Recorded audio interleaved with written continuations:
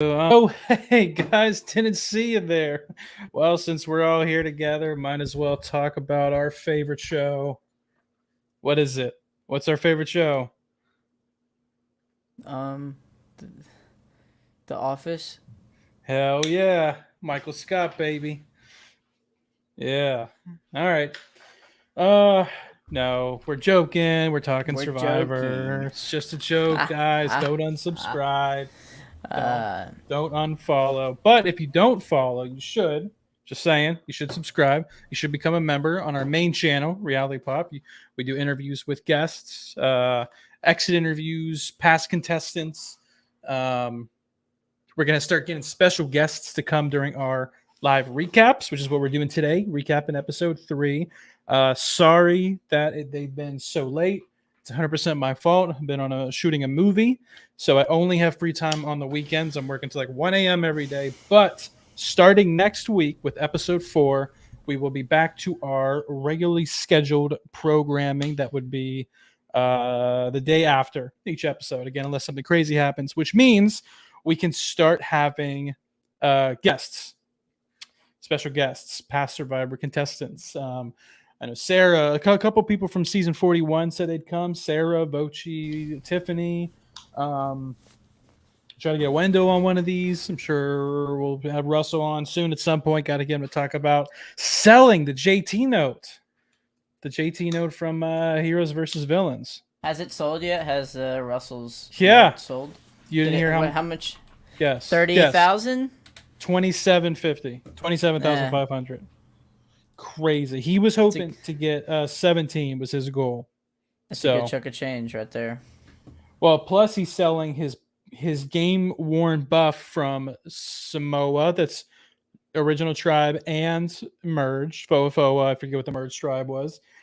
His 2 heroes and villains buffs, his 1 redemption island buff, and his Australian Survivor which buff. that one he's doing them one at a time. He did Australian first. I think the current bid is like 1,300. So Russell, we were talking earlier today. He wants to do a lot of fun stuff with it, and first thing is go to Thailand. So I have to get my passport updated. Good luck with that, dude.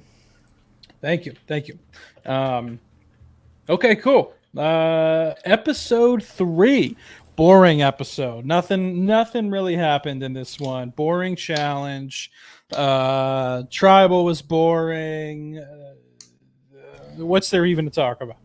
It wasn't boring, Adam, but I can say the gameplay was pretty terrible. I can't remember an episode of Survivor where I'm like, holy crap, you guys are terrible at this game strategically. I mean, nobody in this episode had good gameplay going on for them except for one person. That's all I'll say for now. But there is only one person who I think stock price went up this episode. Everybody else was down. Are you referring to High? I am. You are referring to High. Good. Joking earlier, I agree with you, and I know we're only on episode 3, but I think it's safe to say this was probably the best, most entertaining episode thus far. Maybe. Maybe, I mean, I'm not really looking to compare just yet because it's so yeah, early. it But is. I mean, I was entertained throughout. Don't get me wrong. Yeah, I think it's been a great season so far. I've been actually very pleased. right. It was definitely chaotic. Yeah, I think this is an early prediction here, but I can already see myself ranking this as a top 10 newbie cast. I think this is the episode where the first episode or two it was teetering the line. Is this an average? It's definitely not a bad cast. It was teetering that line of, is this average, or is this like David versus Goliath? Is this like, you know, one of the original 3 seasons, is this Tocantins? I think it's trending towards Tocantins territory. Speaking of Tocantins, what No. one of the most, in my opinion, interesting moments of the entire season thus far was Marianne said, I've watched every episode of Survivor except 6 episodes of Tocantins. why specifically 6 episodes of Tocantins? And what episodes did, like, why? Was it towards the beginning, towards the end? Like, Why specifically 6, and why specifically Tocantins? Because if we she would have have to said ask like, that. if she would have said like, she was so bored with Thailand that she didn't finish the last 6, or if she would have been like, I couldn't finish.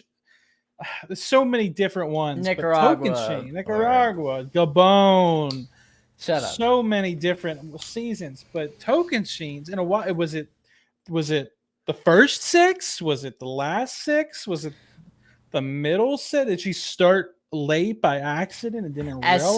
As soon as she said 6 episodes in Tocantins, my first thought was to run to Twitter to look at Stephen Fishback's Twitter. Did he say anything?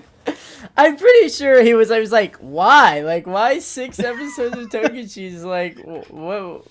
Yeah. Like, what? Why that? But yeah, I have to check. I was honestly just as confused. Yeah, I have to check. Let's see. Steven Fishback. Okay, 2-time Survivor loser. That's funny.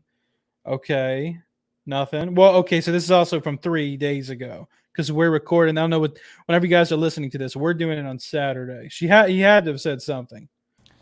He retweeted Dalton Ross live look at Stephen Fishback upon hearing about Marianne's hatred of Survivor Tocantins. I've been keeping track of questions we have to ask people when they come on for our exit interviews. Mike have to ask why did he not activate the idol right away? Lindsay, Jonathan, and Omer had to ask why they picked to vote out Mariah over Marianne.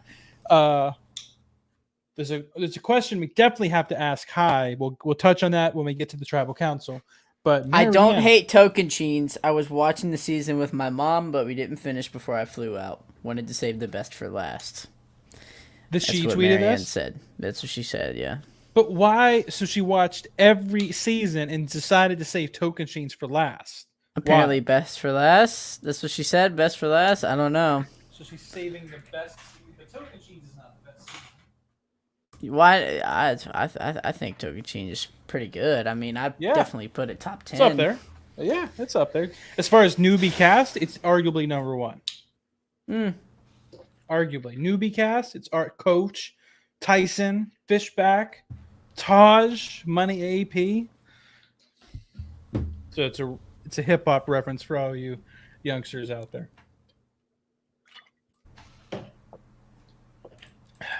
Or is it Cash Money AP? I have no idea what you're talking about. Anyway, guys, Marianne, not the only thing she did that was interesting this episode. She found the hidden immunity. Beware advantage. Well, the Beware advantage, yeah. It's weird that we have to call it that and not an idol because I'm so used to saying idols. We haven't had anybody find it and leave it yet, which I think is pretty interesting. Everybody that's found it seemed like they immediately just opened it right away, didn't even read. Beware, this comes with a risk. Seems like they just opened it just flat out. So, but what I thought, obviously you have Marianne finding the Beware advantage. She takes it, and then she obviously says that phrase with the bunny in the mailbox or whatever. Right. Feel like she could get away with that. Feel like that didn't set off anybody's radar because she's so crazy. I did think it was interesting that Mike didn't say it. He was waiting for Blue Tribe to say it. But what if Blue Tribe found it and they were waiting on Green Tribe to say it? It's kind of like that's what makes it interesting. Yeah, I know. It's like when is it gonna be too far? Like here's the question. What? Because they can accept it or reject it upon seeing it say beware.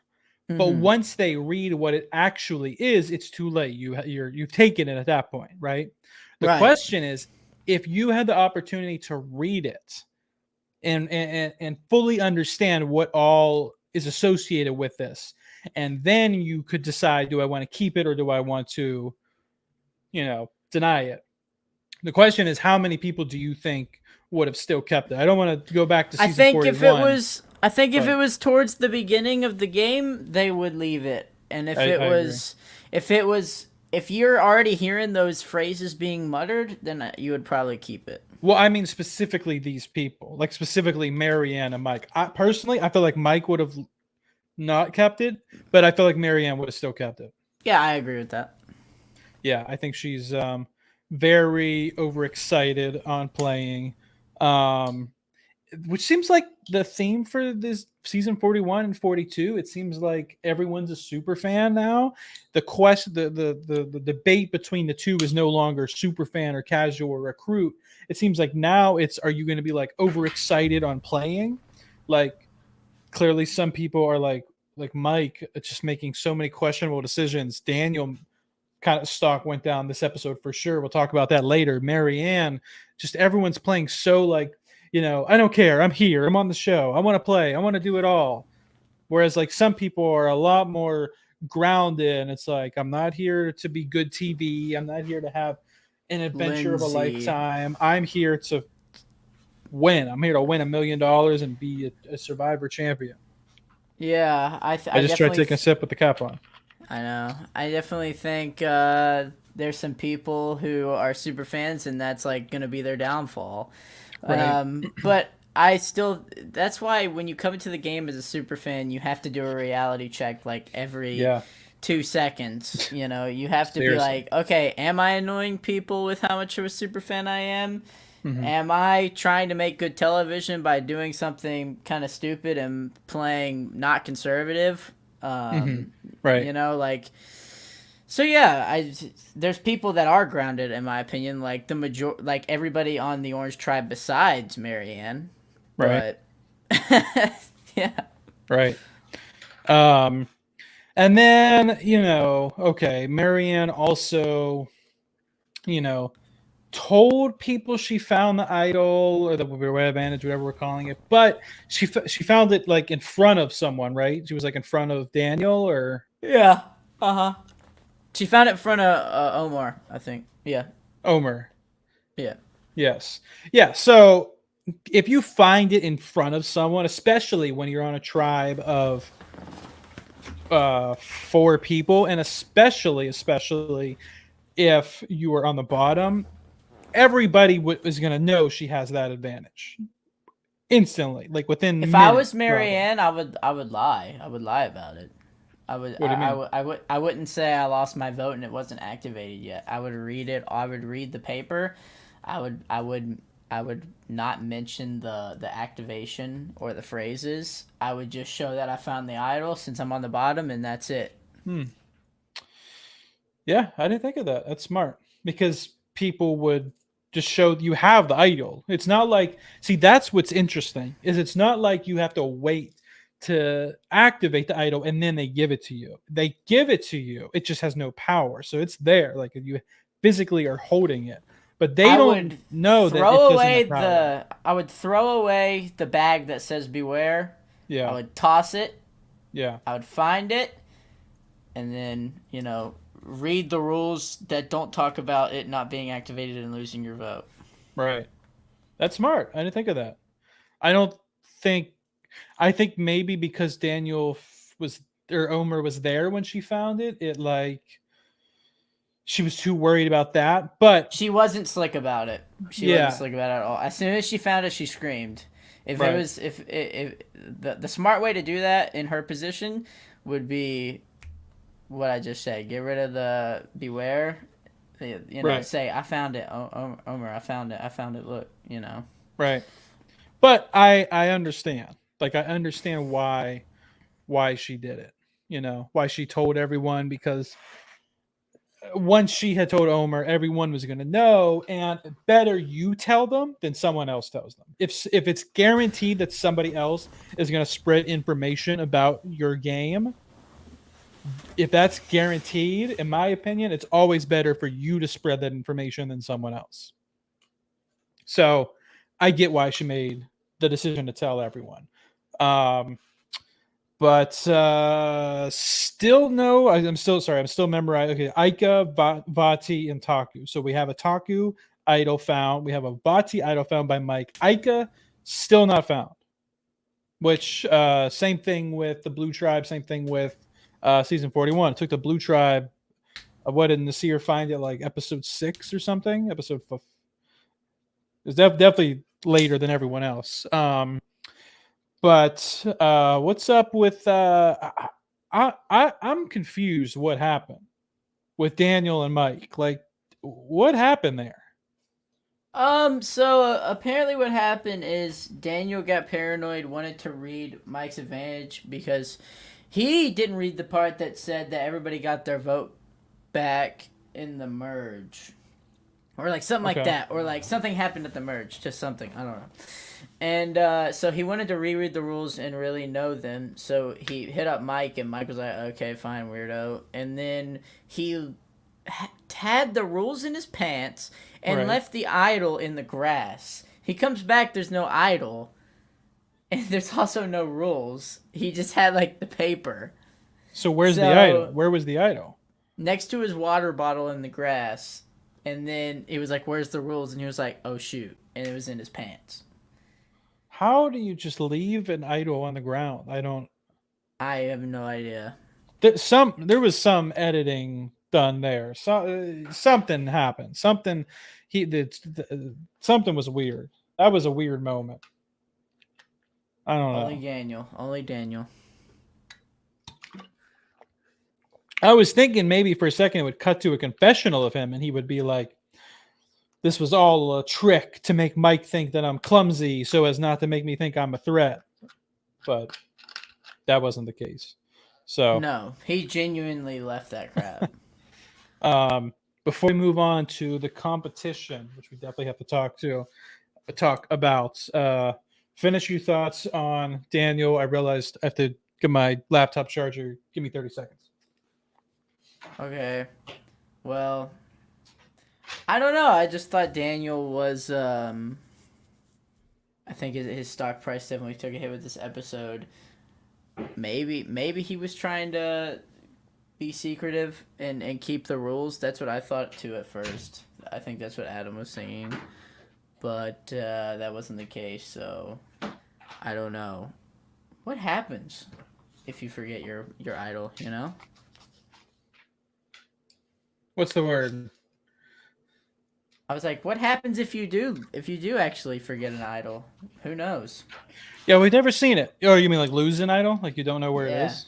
Yeah. I think the rule is, oh well, like it's gone. Now there was that one rumor that like I think was it Heroes and Villains? It was somewhere around like season like Token Sheens to like Blood versus Water, around that era, where like someone threw someone's idol into the water, but they gave him a new one.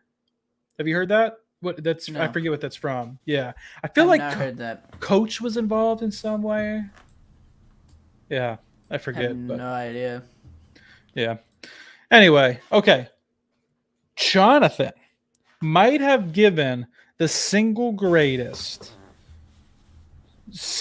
single competition performance in the history of the game last episode. Can you think of any that outdo that? Maybe some of Aussie's from Cook Islands, Nah, but I don't think anybody could come close to what Jonathan did in this episode as far as a challenge goes. I mean, the guy is just a beast. It's ridiculous. Right. It would have been funny if Jeff was just like, "Hey, Jonathan, can you go out there and get the keys for these guys just by Duh. yourself?" The- That would have been a good moment because holy crap, that guy is a beast. right. I just feel like he's gonna get cut pre-merge still though, because oh my goodness, if you let that guy get to individual challenges, if it's anything other than puzzles, I think this guy takes it for sure. Yeah. But yeah, I don't know. I haven't seen anything like it, and I don't know if it's just everybody else sucks so bad or if it's just he's so good. I think it's a little bit of both. I think the other two tribes were not built for this challenge. They don't have anybody too strong. They don't have anybody that apparently is that good in the water. So I also think the other two tribes were a little weak. But because Right. according to High on Twitter, that took a lot longer than what even the edit showed for them to get the key down or attempt it, and it just wouldn't happen. He said his quote was, "That challenge went longer than a CVS receipt." That's what he said. So pretty long. Longer than a what? Oh, a CVS CVS. yeah, CVS receipt. But Gotcha. yeah, I think it was a combination of Jonathan's really good and everybody else is really bad. Yeah. Not just its strength stuff, like incredible balance, incredible endurance, incredible ability to breathe, to swim, good swimmer, breathing underwater for a long time. Right. Yeah, I mean, and just like awareness too. Like he knew exactly when to throw the ladder down, when to get who to help first. Like if he would have helped Marianne first, it's just incredible challenge awareness. I mean, he could be like Mike. Like if he could sneak to like the final 7 or 8, he could win out. He I could. don't know if he would win because I just feel like challenge prowess is so undervalued in New School Survivor. I know. So, but for now, all you can do is appreciate how dominant he's been. And like it's not like that's it. It's not like he's winning challenges and then when it comes back to camp, no one wants to work with him, no one likes him. It seems like, well, except for the preview for next episode, it seems like he has a good standing with his tribe, if not like the head. It seems like he's kind of like in the Yeah, I most know. power of his tribe. I was watching the show with my father. My father came into town for a week, and he hadn't watched the first 2 episodes, and he just assumed that guy was just a challenge beast, and that's it. He was like, he's probably gonna get voted out pretty soon, though. And I was like, he's actually in really good social standing with his tribe. He's probably the best social standing in his tribe. He was like, huh, maybe. He was like, I don't know. I just don't see a guy like that winning out. And I was like, no, I agree. They'll probably get cut before pre-merge just because of how threatening he is, but who knows? Yes. The challenge itself, the editing. I mean, the editing in that challenge was unbelievable. Hearing like people's voices getting muffled, hearing like people's, I guess they had like microphones attached to them, like waterproof microphones, but you could hear like when the swalls, as Jeff called them, right? When he called them swalls, would hit, you would hear the like, like of their voices getting muffled and just like the waves crashing, the slow motion, the cutting too, and just like people dipping underwater. And it's just like, it was just from start to finish, just the editing was just off the chain. It truly felt like an Australian Survivor challenge, which if you guys don't watch, like I still prefer US Survivor overall, but as far as challenges go, to me, there's no comparison. There's no comparison. That Australian Survivor challenges are unbelievably epic and well edited, and every challenge has a story. In Survivor, 9 out of 10 challenges is just here's one tribe, here's another tribe, this tribe wins, and that's it. They like somehow build stories in the challenges with the editing. It's incredible to watch. It felt like a movie, like a short film. I was like genuinely like scared for the people. I was like, oh, maybe we are gonna get a medevac. Especially Rockshore. I felt like because Rockshore was like, I need help. He was just talking about carrying the ladder, but I was like, oh shit, is he like drowning? No. So, but the only thing that I didn't like, and I want to get your opinion too, but the only thing that personally I didn't like about the challenge was that Jeff gave him the keys. Yeah, but apparently, like I said, they just could not get it. I would have kept, even if it took till sundown. But they could come out. They can come out of the water, come back to the sand, catch your breath. You know what I mean? Compose yourself, come up with a strategy, and then go back out and do it. I would have let them keep going. And then they showed production getting it. I wish they wouldn't have showed production getting it too. That part of it, I wasn't vibing with. Yeah, I mean that's pretty brutal, man. But first time in Survivor history. I know. So, so the Green Tribe lost Vati, which is cool because like we were like, is this going to be like season 41 where Yase was like somewhat decimated early on, but then sort of picked it up because we realized just how bad. Don't tell me. Green tribe. What's Ricard's tribe? Ooh, Ua. It's just how bad Ua was. And then Luvu didn't go to tribal once. It was like kind of a little bit of all three. This one seems pretty even. Like obviously they have Jonathan on orange, but they're down too. But we're 3 episodes in, and all 3 tribes have voted someone out, which I think is every great to single watch. person has had their torch lit by episode 3. That's good. Yes, in a 3 or more tribe season, I wonder if that's ever happened before. That by episode 3, everyone's had their torch though. That's I don't know. Yeah, interesting. So it's definitely even. I think it's even. I actually think orange is probably the strongest in my opinion. Very top heavy though. You're right. Very top heavy. But whatever. The interesting thing with the Green Tribe Vati losing was Mike doesn't have a vote. Chanel doesn't have a vote. Oh, and we'll get into Tribal Council eventually. But the interesting thing was that it seemed like this didn't end up being the case. But to everyone's perception, it seemed like Chanel was the deciding vote of the whole thing, right? Because it's I mean at this point I don't know if they revealed it, but like everyone kind of knew Mike's situation with not voting. So if there was 5 votes, it was clear that Daniel that it was going to be Jenny or Lydia, and that it could be 2 and 2 on who was going to vote for who. Obviously Jenny vote for Lydia vote for Jenny, Daniel voting one way, Hai voting another way, Chanel would be the swing vote. What they didn't realize was Chanel didn't have a vote. But what I thought was super interesting was that the swing vote wasn't even there for most of the day. She was at the summit with Omar, which I don't see that. Personally, I don't see that alliance taking shape. I don't see that alliance taking shape, and they lied to each other. They're like, let's help each other out, and basically Chanel was like, I won't risk my vote from what she was saying, and that's what everybody thought she would do, and that's what everybody thought the smart move to do was. But like I said, this is the worst gameplay I've seen in an episode of Survivor in a very long time. She's like at the beginning of the episode, she's like, I can't risk my vote. It's not smart for me to do that. I can't do that. And then she did. So now she loses her vote. Right. And now if Orange goes back to Tribal Council, only Jonathan and Lindsay will be they'll be the only people allowed to vote. So that's very interesting. Right. Yeah. So she eventually does come back, which, okay, well, just real quick. So they did both risk their vote. What do you think? Good move or poor move to risk their vote? So wait, so Chanel didn't get it. So that means Omar does get it. No, they both lost their vote, man. They both don't get it. Okay. Yeah.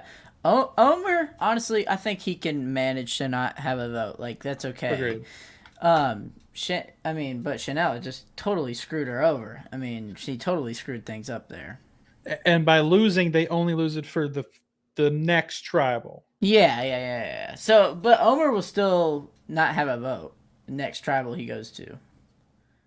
Right. I agree. I don't think that's going to be a big issue.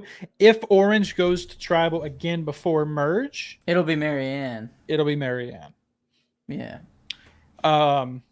But she probably wouldn't have been if she had done what you're suggesting, your idea about not letting people know the vote, because not only is she at the bottom, but she knows she's at the bottom, and everybody knows that she knows that she's at the bottom, which means that if she had an idol, she would 100% play. Well, bro, that's why I need to go on the show, because it could, Yeah, I think just like you needed to go on an org. I did go on an org. And what happened? I got 4th place. You were the Rick Devens of that season. I was the Rick Devens of the season. Yep. Stop bringing up bad memories. Gosh. So, I think if it were me, I wouldn't have risked my vote. To me, your vote is the single most important thing you have. If the question is ever risk your vote, if it's risk, there's so many other things you could risk. Risk your chance at winning immunity. Probably would have taken that. Get a disadvantage in the next challenge. Probably would have taken that. There's a fair maybe you don't get to use your shot in the dark for um till merge or something. So many things you can risk, but to risk your vote, man, and for what, an extra vote, and an extra vote with tribes being this small to me. Do you need an extra vote when you're in the majority alliance, dude? And which they both were. Your name's not even on the chopping block. Which they both were. But here, Christian wants to ask us a question.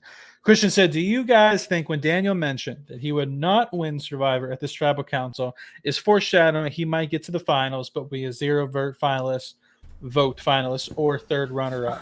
I took it as foreshadowing that he would win. Yeah, I didn't take it that way. I didn't take it that way. I don't think Daniel wins this season. He did get our MVP last week. I do think he's smart. In this episode, he was the LVP, so yes, he was taking L's this episode. For sure. So no, Christian, to your question, my guess would be no. Chanel and Daniel, I mean, they just completely screwed the pooch this episode. I mean, they did terrible. Well, yeah, Chanel risking her vote. I mean, that makes no sense. She was in no position where she had to do that. Why the heck would you do that? Right. Then you have a plan during camp, and I mean, what could that majority alliance done at camp to maybe change things? I'm not sure. I think they were just screwed because of the fact that they couldn't vote, and Hai and Lydia are so tight. Yeah, and then at tribal council, if you want to talk about tribal, it just kept getting worse and worse and worse. Mm-hmm. Yes. Yeah. Also, like, Chanel is starting to get a little cocky. Yeah, I know. She got real cocky there, and then pride goes before the fall, as they all say. So pride goes before the fall. Never heard that quote, but I like it. It. I don't know if I could put my money on does Chanel win or not. I don't know. She's not giving winner vibes to me. She was all signs are pointing no to Chanel, but oh my goodness, let's get into tribal. I mean, Hai. I think Hai, to me. I mean, that is a resume right there from Hai, right. Because Hai now has an advantage, the amulet. Let's not forget about that. And then you're in a 4-2 deficit, but two of the majority alliance members shot themselves in the foot. So Hai has the opportunity to hold his ground and be like, I am willing to go home. So because he knows he's next if they go back to tribal. He had to stand his ground. And also, what didn't help is that Daniel opened it up, which was the only other person that had an input on the conversation, was saying, I do not want to draw rocks. If you're Hai, you're like, okay, well then, I'm sticking with Lydia if you don't want to draw rocks, and you can send Jenny home. Yeah, I give Daniel an F for that tribal council. Daniel's an F, and Chanel's a D- for this episode. And Hai's a A, And poor Mike. I mean, he's just in no man's land. I don't know. Mike couldn't have done anything, but yeah, I have a lot of respect to Hai for like sticking to his plan. It was the smart. And some people could be like, okay, well, he had the power at this tribal, but he outed himself, and now he's at the bottom because he didn't go along with everyone else. He's not. But if he wouldn't have done, he would have been the same thing either way. I don't think Hai's at the bottom, though. I really don't. I think it would either be Daniel or Lydia at the bottom. Or Chanel. or Chanel. It's I mean, either one. it's so weird. It really depends on. It's gonna be interesting next episode because we're gonna see what direction that twosome alliance is gonna want to go. You know, where is Hai and Lydia gonna want to put their trust in? You know, This is because honestly Mike doesn't have a go ahead. vote. Yeah. Period. This is So, honestly one of the biggest shifts in power over a course of one tribal that I've ever seen. I mean, Hai went into that episode not on the chopping block, but on the but bottom. but on the bottom as far as who of the who of if the plan would have gone if everything would have gone according to plan, leaving that tribal, Hai would have been number 5. Yes. But somehow he left number 1. He left number 1 because of other people's stupidity.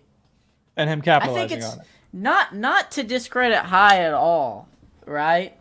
But really, he lucked out on Daniel acting like a complete idiot and Right. Chanel acting like a complete idiot. Mike, don't really think he's an idiot. He couldn't have really done anything. Jenny probably shouldn't have played the sympathy card on Hai and been like, "You're gonna fracture the tribe if you send me home." Like, if you're Hai, who cares if I fracture the tribe? I'm on the bottom, chick. Like, if I send you home, I don't give a crap if the tribe is fractured. I don't know, but but yeah. I mean, there is no other option for Hai, in my opinion. If he would have laid down, I would have been thoroughly disappointed. Because now but, yeah. Daniel and Mike is fractured.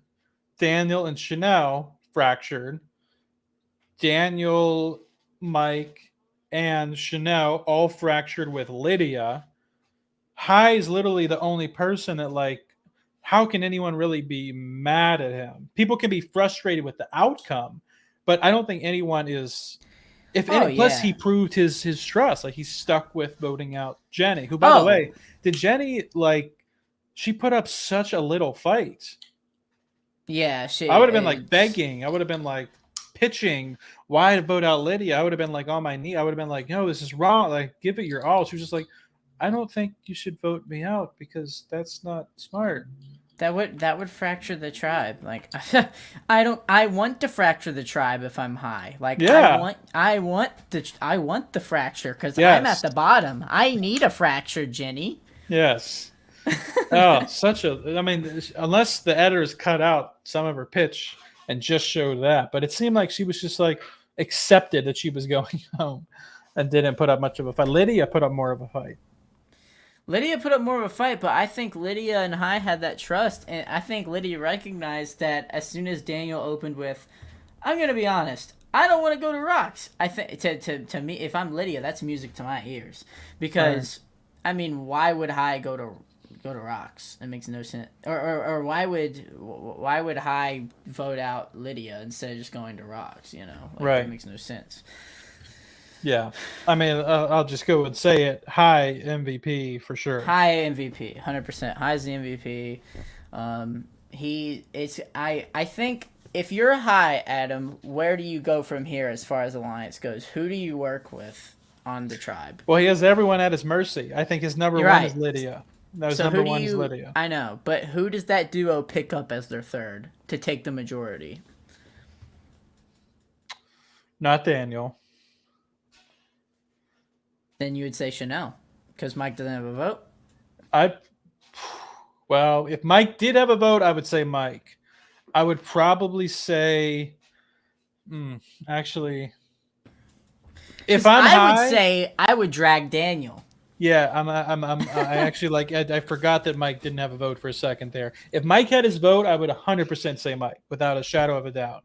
But the fact that he doesn't have his vote, I think, I'd probably pick Daniel, which means that Chanel is probably in trouble on the chopping block. Like, if I had to guess who was going to go home, if Green Tribe Vati goes back to Tribal Council next episode, I would say Chanel goes home. Well, Daniel's ruined his image so much, I would almost want to keep playing with him because nobody trusts him and everybody thinks he's a snake. Yeah, I'd still say Chanel though, but I agree with you. And then if Taku goes to Tribal next episode, I'd say Marianne And then if Ica goes to tribal council, that one we like didn't see Ika's Ica. invisible. Ica is invisible We didn't after see the first episode. We didn't see their camp at all this episode, right? We saw a little bit. Just Did a we? little. A little. I don't even remember it. I Probably, remember a little moment there. We saw a little bit of camp. Probably Roxroy at the bottom. Christian's asking our prediction for who's going next. If I had to guess, I'd say Roxroy and Chanel if I had to pick two. Yeah, I think that's a good guess. Roxroy's for sure, and then either Chanel or Daniel. Right. All right, you want to throw up our? I've been trying to not bring it up, but fantasy standings are looking good for me because who's going home next? Probably Roxroy. So or Marianne. If Vati or is that there Green Tribe? If Vati goes back, then crap. I'm screwed then. But right, I don't think that'll happen. Yeah, but you need like 3 eliminations to catch up to me. So yeah, it's starting to slip away already. Romeo, and Drea and Mike are like going to be carrying my team. Like unless they're the final 3, I might lose this one. Yeah. So I don't know if that's gonna happen, Bucko. But I'm happy to have High on my team, man. That was a good choice by me. I maybe slip with Chanel. Hopefully my girl Chanel can redeem herself, but golly, man. But okay. So that was our episode 3 recap. As we said, guys, starting next week. Sorry, like some eyelash fell on my eye. Starting next week, we will go back to our normal time, which is the day after. So, Thursdays. Yes, Christian, I do think Hourglass Twist will return. It's coming back. It's coming back. So, starting next week, and hopefully for the rest of the time, we will be doing Thursdays for our recaps. Don't think we're going to have a guest every week, but we do have some lined up. I don't want to say all their names so as to ruin the surprise, but TikTok, Discord, Instagram, Facebook, Twitter, all of that you can find in the description. Be sure to subscribe. Be sure to like. We're on Google Podcasts, Spotify, and Apple Podcasts. Anything else? No, that's pretty much it, man. All right, guys. Peace and love.